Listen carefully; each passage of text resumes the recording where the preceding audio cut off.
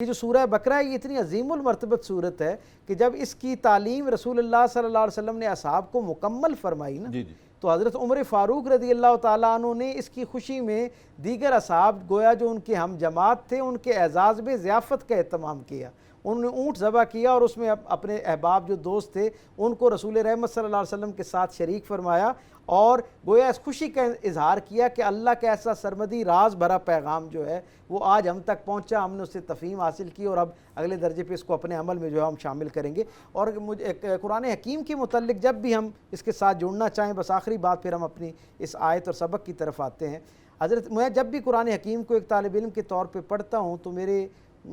دل و دماغ کے اندر حضرت اقبال کے والد گرامی کی وہ نصیحت سامنے آنا شروع ہو جاتی ہے۔ انہوں نے کہا کہ اس قرآن کو پڑھتے وقت اس احساس کے ساتھ پڑھا جانا چاہیے کہ گویا یہ آپ کے قلب اطہر کے اوپر براہ راست نازل ہو رہا ہے، اور میرے مرشد کریم اس پر ایک بات کہا، ہم کیونکہ صوفیات سے محبت کرنے والے لوگ ہیں تو ان کا ذکر جو ہے میرے مرشد کریم نے فرمایا کہ جب اس قرآن کو پڑھنے لگو نا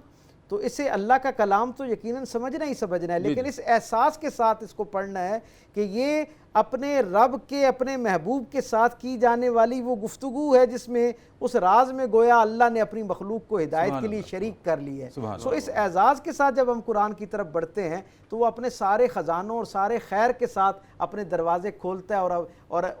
اپنے طالب کو جو ہے وہ سارے خزانے عطا کرتا ہے۔ سورہ بقرہ کی جس آیہ کریمہ کے متعلق آج ہم غور و غوص کر رہے ہیں، اس کے اندر اللہ رب العزت نے اہل ایمان جو ہیں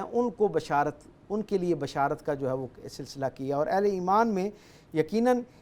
جب اس کی تشریح اور تفہیم پہ صاحبان علم نے غور و غوص کیا تو وہ اس نتیجے پر پہنچے کہ ایک تو یہ بشارت ظاہری طور پر تو 4 طبقات کو اس میں مخاطب کیا گیا ہے، یعنی مسلمانوں کو مخاطب کیا گیا، جو یہود کو، نصارہ کو اور صابئین کو، لیکن حقیقت میں کیونکہ قرآن جس طرح اپنے سے بعد والے لوگوں کے لیے ایک ہدایت اور سند ہے، اسی اتھارٹی ہے، اسی طرح اپنے سے پہلے والوں کے لیے بھی گویا یہ ایک اتھارٹی ہے۔ سو اس سے ہم تک ایک پیغام یہ پہنچتا ہے کہ اللہ رب العزت اس آیت میں جو بشارت عطا کر رہے ہیں وہ آمنو کا لفظ استعمال کرنے کے بعد یقیناً اس سے براہ راست مخاطبین تو رسالت مآب صلی اللہ علیہ وسلم پر ایمان لانے والے لوگ ہیں، لیکن حضور کے زمانہ ظاہری سے پہلے کے جتنے انبیاء و مرسلین کے زمانوں میں آنے والے اہل ایمان ہیں جنہوں نے ان نبیوں پر ایمان کا شرف حاصل کیا، وہ سارے بھی اس بشارت میں شامل ہیں اگر انہوں نے اپنے اپنے زمانے کے اندر اپنے انبیاء و مرسلین کی لائی ہوئی تعلیمات کے مطابق اپنی زندگیوں کو ڈھالنے کی کوشش کی۔ اور ہم جانتے ہیں کہ سارے انبیاء و مرسلین کی جو گفتگو ہے مخلوق کے ساتھ، گویا اللہ کی طرف سے جو خیر ان تک پہنچا اس کا حاصل یہ تھا ہر زمانے کے انبیاء و مرسلین کا، اس میں جو 3-4 بنیادی باتیں ہیں ان میں اللہ کی توحید جہاں موجود ہے، اس کے لوگوں کے ذہن میں آنے والی وہ جو